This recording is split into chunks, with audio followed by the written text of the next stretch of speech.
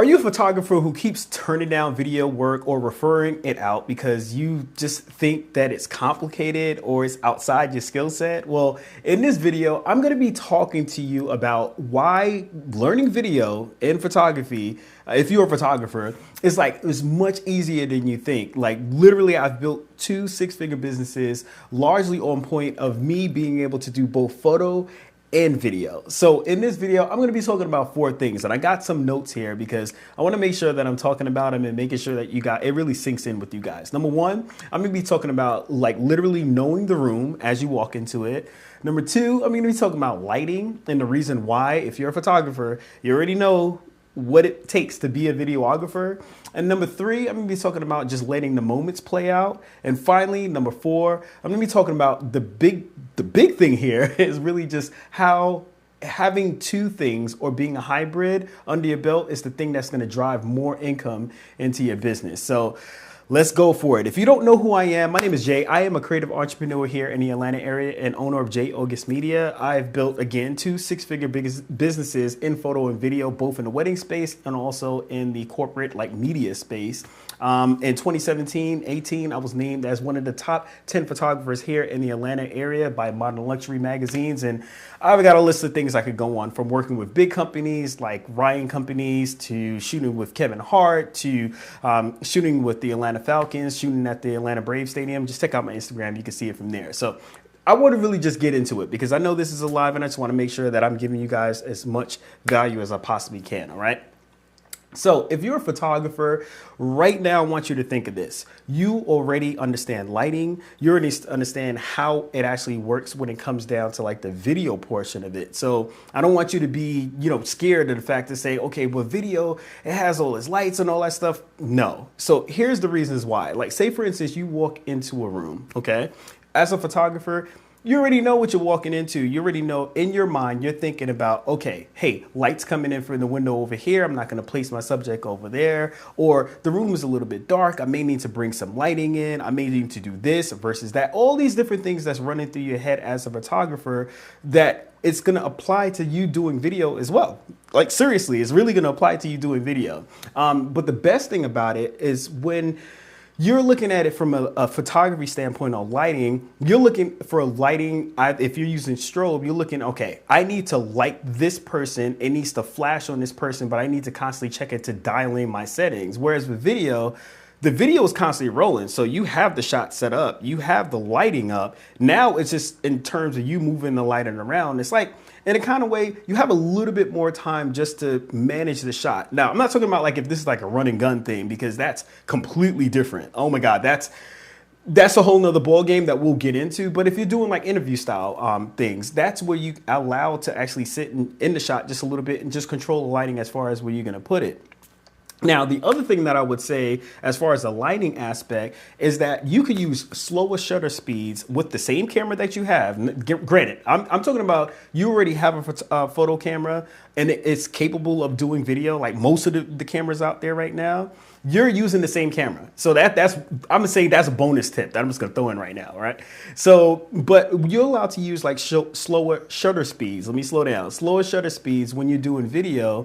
Whereas on photo, if we're trying to catch motion or anything like that, we're on high shutter speeds. We're out, in the middle of a field trying to figure these things out really quick. We're shooting kids, we're shooting, events and such like that. But you're able to use like slower shutter speeds. Now, this really comes into play at nighttime. And you know how it is for us photographers. Like if it's dark outside, we're trying to catch a shot, we need a flash, we need a strobe, we need something. But in video, in this case here, you're able to bump your ISO just a little bit higher, and you're also able to slow down your shutter, which actually allows more light into the sensor of the camera, allowing you for the shot. Now, I'm not a Sony user, but I gotta say it, Sony is the killer when it comes to low light. I am a Canon user. However, I would tell you, like, for a lot of things that I do, like even when I serve, I'm at my church and I'm serving, and it's dark in the sanctuary. It's actually pitch black in the sanctuary outside of everything on stage. But with a slower shutter speed, a lower ISO, and then depending on the lens that you're using, you're able to get some outstanding shots as a result of you shooting video versus you shooting photo. And it's less noise as well too. So that's just one aspect of it. Lower shutter speeds, And also you could use just a little bit higher ISO, but with those lower shutter speeds, it just allows some more to come in. The other thing too is that even though you're able to see the lighting, like on most cameras, if you have a mirrorless camera right now, you're able to see the lighting as it takes, you can see a shot in a mirrorless camera. That's the joy about doing video, because you're running on screen. If you have a monitor set up, you can actually see how it is before you even hit record. So again, I know I made a reference to like you guys doing like interviews or something like that. You're able to set up the shot, have the shot, right? And then from there, you could control the lighting as far as moving around. You could bump it up, you can move it down, you could control it to make sure you're shooting on the shadow side. All these different things that as a photographer, you naturally think about. These are the same thoughts that you'll have as a videographer as well. So that's just number one. That's number one why, if you're a photographer right now, learning video, this is just a little bit easier than you think. All right. Number two is when I talk about letting the moments play out. I touched on this a little bit in number one. Pretty much knowing when to let the moments play out is key for video, because at this point, you're not forcing anything. Yes, you're directing from in back of the camera. Let me make an example. Like imagine you're a wedding photographer, right? And you're on an engagement session. Usually on an engagement session, you're planning out the shots as you take it. So you say, hey, I need you to look at her this way. And then you're thinking about the next shot in your head as you're taking this shot to make sure you keep the engagement session moving forward. Now, as with video, you're running with the couple, like you're just moving with the couple and you're directing them as they go, because again, it's all about just the motion and make sure you keep everything in motion as the camera is running. Because for the edit, even though we're not talking about editing right now, you're just pulling out the key points. You're pulling out the high points of that one clip that you have, and that's what you're making a highlight with later. So it just allows you to not have to over perfect each frame, but just you're able to direct as you go on, as the frame is going on, as the shot is going on. So that makes it a little bit easier if you're a photographer and you're looking to do video. So that's basically the one thing as far as letting the moments play out. I really like that because I can't tell you how many times as far as on set, and I am trying to get a certain shot and I'm not getting it, but rather than just cutting, I'm able to just talk my client through it. I'm able to say, hey, I want you to look over to the left this way. I need you to walk over to the window this way. I want to go over there with you as we're walking through. And I'm explaining all of this, especially if it's a highlight and there's no music to it. You're able to guide them to the window. And again, you're just cutting out the portions that you need for that edit. So it also just lowers the pressure on both you and the client, because it just creates more of a natural feel. Now, again, I'm not talking about Hollywood editing, because you just jumped over from a photographer to a videographer. And I'm not talking about big corporate, branding shoots that a lot's on the line. I'm talking about if you have a client and they're looking for video, it's a little bit easier than you think if you're a photographer just to move into the video aspects, just knowing what you know as far as being a photographer. All right. Number three, I'm going to be talking about, let me just make sure, hey, I got it here right. I got the lighting, knowing the room.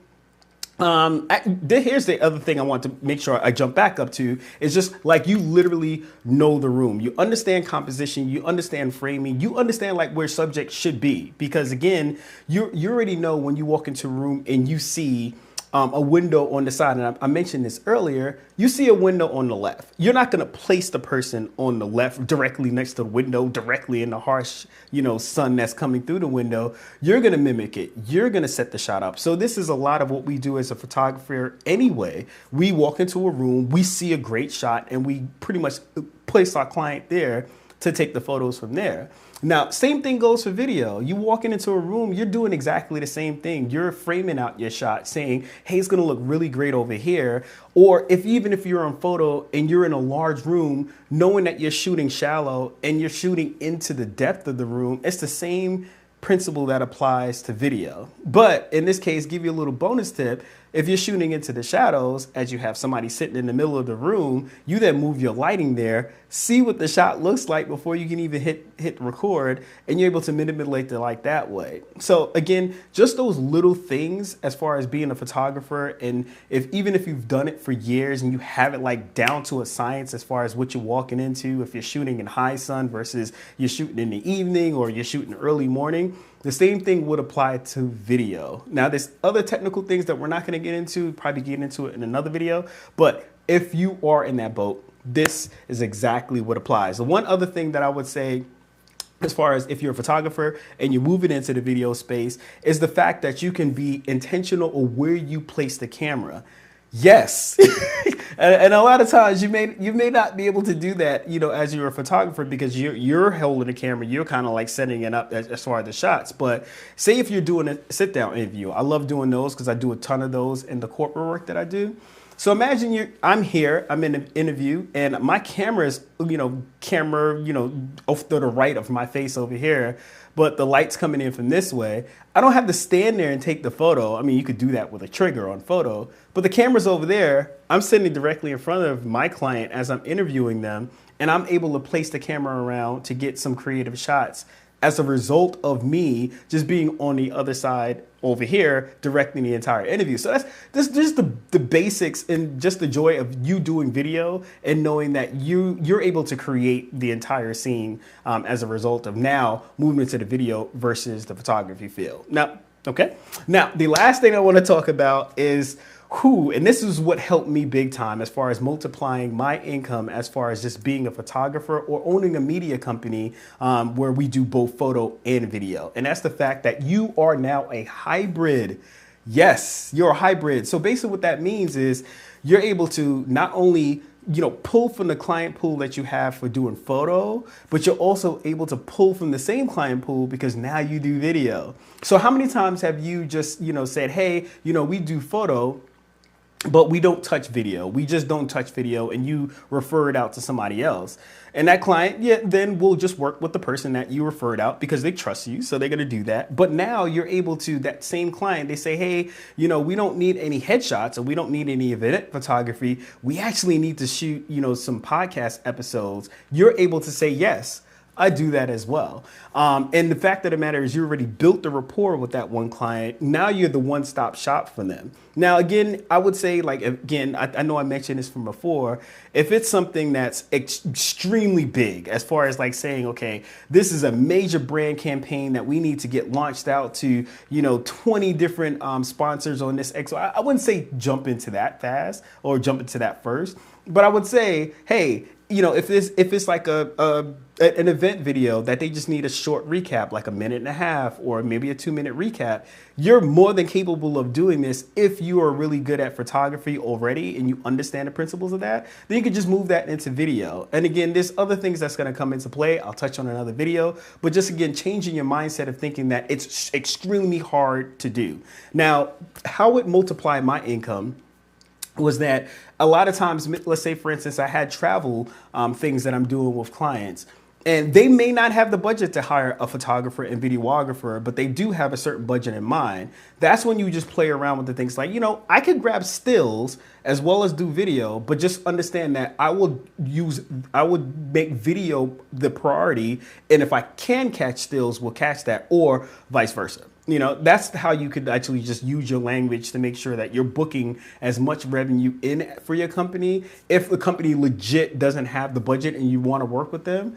But that's how a lot of times you're able to double what you will be pulling in from that one job anyway, because now you're doing 2 services. Or if they have a higher video budget and they're not looking for photo, they're going to come to you like, hey, we really like working with you. It would be great if we can actually work on this project. You then send them a proposal. They already know you. They already know what you deliver. They already know the history as far as how you communicate with the internal the staff or the executive leadership team. So they already know, like, and trust you. So again, now you're just doing the video and just putting it together. It's just it's a win-win for everybody. Or even they know the shooters that you work with. If you run a media agency like myself, they know your shooters and they know who does photo and video, or they know the videographer that usually comes in. That just, again, brings more of the revenue into your company itself, rather than just turning everybody away and saying, nope, we're just a photo company. We don't do video and XYZ. I would say one more bonus tip is that a lot of times clients love working with just one company. And for you, it's the same. I can't say how many times have you showed up on a gig, whether it be a wedding or whether it be a corporate gig, and you show up to that gig and then you're dealing with a photographer that has a really bad attitude and is completely killing the mood or of the shoot that the client is looking for, or the videographer is completely killing the mood, and you guys are not working together and they're not working with you, you're trying hard, but they're not working with you. If you had your own photo and video team because your company does both, at that point, it's like you're pretty much walking into a family shoot. I really don't mean family shoot, but you're walking into a shoot where you have more control over. And in result, you then produce like this amazing product for the client as a result of you handling everything in-house with your team, or you just handling everything in-house because you do both photo and video. So hopefully this was helpful. Make sure you guys leave a comment down. I actually have a guide out that's right now, and I could leave that link inside here, where if you're an assistant to a photographer or videographer right now, and you're just trying to learn how is it that I could possibly get a little bit more gigs with this person, or if you're a second shooter and you're trying to just figure out how you could get more in with this particular person, this is perfect if you are a photographer, actually, excuse me, and you're working with a videographer. The things you can do to assist that videographer to, number one, learn more about video, and number two is just support that videographer. I got a guide right now that's out that I could actually share with you, and it just gives you the tips for what I learned as far as from 2017 up until 2026 of me having a photo and video company, and what I actually gave out to the assistants that actually shot with my photo and video company. It's a free gift to you, and I'll leave the link down below. But if anything, I want you guys to enjoy the rest of your day. Make sure you save this and share this with someone that you know that is a photographer, that is looking to become a videographer, or you heard conversations of them saying, I really want to learn video, but this thing is hard. Send this to them. Let's change their mindset. I'll see you guys in the next one.